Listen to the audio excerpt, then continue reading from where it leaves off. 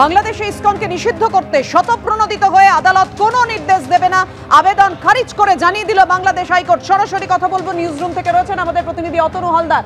অতনু, যেখানে আদালতে আজকে বাংলাদেশ সরকারের পক্ষ থেকে বলা হয়েছে যে গোটা বিষয়টাকে অগ্রাধিকার দিয়ে দেখা হচ্ছে, অগ্রাধিকার দিয়ে দেখলে পরিস্থিতি এমন জায়গায় পৌঁছেই কি করে, সেটাই তো বড় প্রশ্ন।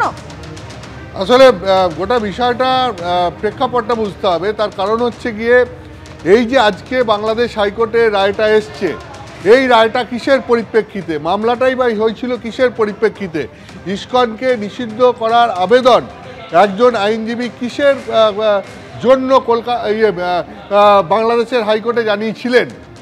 আসলে বিষয়টা যেটা হচ্ছে সেটা হচ্ছে, তুমি জানো যে বাংলাদেশের সংখ্যালঘু হিন্দুদের ওপর যে একের পর এক আক্রমণের ঘটনা ঘটছে, তার প্রতিবাদে সেখানকার সংখ্যালঘু হিন্দুরা জোটবদ্ধভাবে এই সন্ন্যাসী চিন্ময় কৃষ্ণ দাসের নেতৃত্বে তারা গত শুক্রবার রংপুরে একটা বড় মিছিল করেছিলেন এবং সেই মিছিলের মূল দাবি দেওয়া ছিল যে সংখ্যালঘু হিন্দুদের ওপর যারা আক্রমণ করছে এবং মূল অভিযুক্তরা সেক্ষেত্রে অবাধে ঘুরে বেড়াচ্ছে, এদের বিরুদ্ধে ব্যবস্থা নিতে হবে, দ্রুত বিচার প্রক্রিয়া সম্পূর্ণ করতে হবে, অভিযুক্তদের ধরতে হবে এবং এদের শাস্তির ব্যবস্থা করতে হবে এবং একই সঙ্গে সংখ্যালঘু হিন্দুদের বাংলাদেশে সুরক্ষার ব্যবস্থা করতে হবে।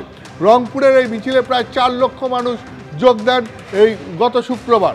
এরপরই যেটা হয়, চিন্ময় কৃষ্ণ দাসকে গ্রেপ্তার করা হয় 1.5 মাসের পুরনো একটি রাষ্ট্রদ্রোহিতার মামলায় এবং গ্রেপ্তার করে তাকে যখন মঙ্গলবার চট্টগ্রাম আদালতে তোলা হয়, সেখানে সংঘর্ষ হয় এবং সেই সংঘর্ষের সময় সাইফুল ইসলাম নামে একজন আইনজীবীর মৃত্যু হয়।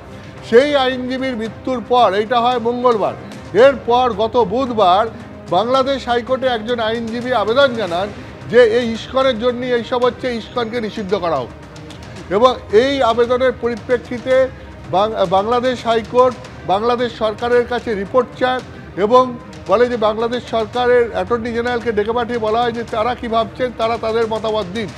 সেই মতো আজকে বাংলাদেশ সরকারের মতামত পাওয়ার পর বাংলাদেশের হাইকোর্ট জানিয়েছে ইসকনকে স্বতঃপ্রণোদিতভাবে নিষিদ্ধ করছেন না বাংলাদেশ হাইকোর্ট এবং বাংলাদেশ হাইকোর্ট যেটা বাংলাদেশ সরকারকে নির্দেশ দিচ্ছে যে সরকার যেন আইন শৃঙ্খলা ফিরিয়ে নিয়ে আসে এবং যাতে এখানে ঠিকঠাকভাবে শান্তি রক্ষা হয় সেই ব্যাপারে ব্যবস্থা নেয়। বাংলাদেশ সরকারের তরফ থেকে জানানো হয় এই আইনজীবীর মৃত্যুর ঘটনায় তারা 3টে কেস করেছেন, 33 জনকে গ্রেপ্তার করেছেন, অর্থাৎ সরকার বিষয়টা দেখছে। এখন এইটা তো গেল একটা দিক, এইটা ইসকনের পক্ষে অবশ্যই আপাত স্বস্তির ব্যাপার যে তাদেরকে নিষিদ্ধ করার যে আবেদন বাংলাদেশ হাইকোর্টের কাছে করা হয়েছিল যে হাইকোর্ট স্বতঃপ্রণোদিতভাবে নিষিদ্ধ করা হোক, হাইকোর্ট সেটা খারিজ করে দিল এবং বাংলাদেশ সরকারকে শান্তি শৃঙ্খলা ফিরিয়ে নিয়ে আসার নির্দেশ দিল। কিন্তু প্রশ্নটা হচ্ছে বাংলাদেশ সরকার, বাংলাদেশের পুলিশ এবং বাংলাদেশের প্রশাসনের ভূমিকা নিয়ে। কেন বলছি, তার কারণ হচ্ছে ঘটনাটা এই শুধু আইনজীবীর মৃত্যুর ঘটনা নয়।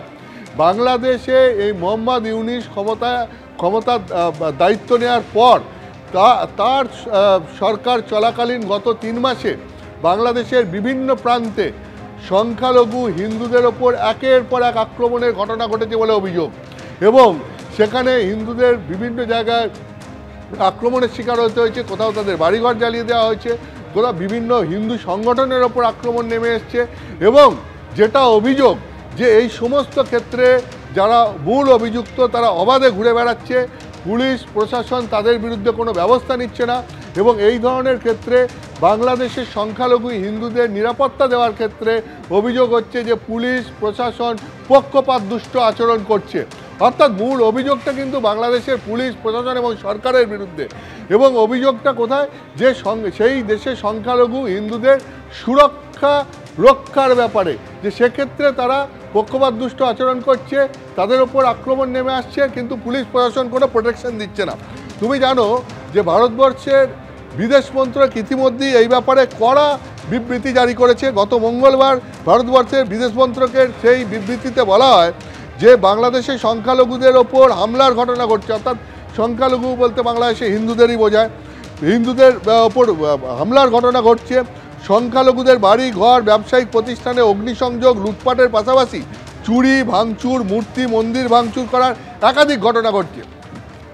কিন্তু সেই দিনই মঙ্গলবারই বাংলাদেশের হ্যাঁ, বিদেশ অতনু। মন্ত্রকের তরফ থেকে কি বলা হচ্ছে? বলা হচ্ছে যে এই চিন্ময় দাসের গ্রেপ্তারির একটি অংশকে ভুলভাবে দেখানোর চেষ্টা হচ্ছে। অত্যন্ত স্পষ্টভাবে আমরা জানাচ্ছি প্রত্যেক বাংলাদেশি নাগরিকের তারা নিজস্ব ধর্মীয় উপাচার পালনের এবং বিনা বাধায় মত প্রকাশের অধিকার রয়েছে। এখন প্রশ্নটা কোথায়? প্রশ্নটা হচ্ছে যে বাংলাদেশ সরকার যদি সংখ্যালঘুদের ওপর এই যে একের পর এক আক্রমণের ঘটনা ঘটছে, হিন্দুদের ওপর, হিন্দু সংগঠনের ওপর আক্রমণের ঘটনা ঘটছে এবং মূল অভিযুক্তদেরকে গ্রেপ্তার করা হচ্ছে না বলে যে অভিযোগ, সেইটা যদি স্বীকারই না করে তাহলে পরে সমস্যার সমাধানটা হবে কোথা থেকে? মূল যেটা ওয়াকিবহাল মহলের বা বিশেষজ্ঞদের বক্তব্য যে হ্যাঁ, অতনু। যেখানে মূল সমস্যাটা সরকার স্বীকারই করছে না, বাংলাদেশ সরকার স্বীকারই করছে না, সেই বাংলাদেশ সরকার সংখ্যালঘু হিন্দুদের কিভাবে সুরক্ষা দেবে, কিভাবে অভিযুক্তদের ওপর ব্যবস্থা নেবে, ফলে তাদের ওপর সংখ্যালঘু হিন্দুরা আস্থা রাখবে কিভাবে? প্রশ্নটা এই জায়গায় উঠছে। পাপিয়া, ধন্যবাদ অতুল।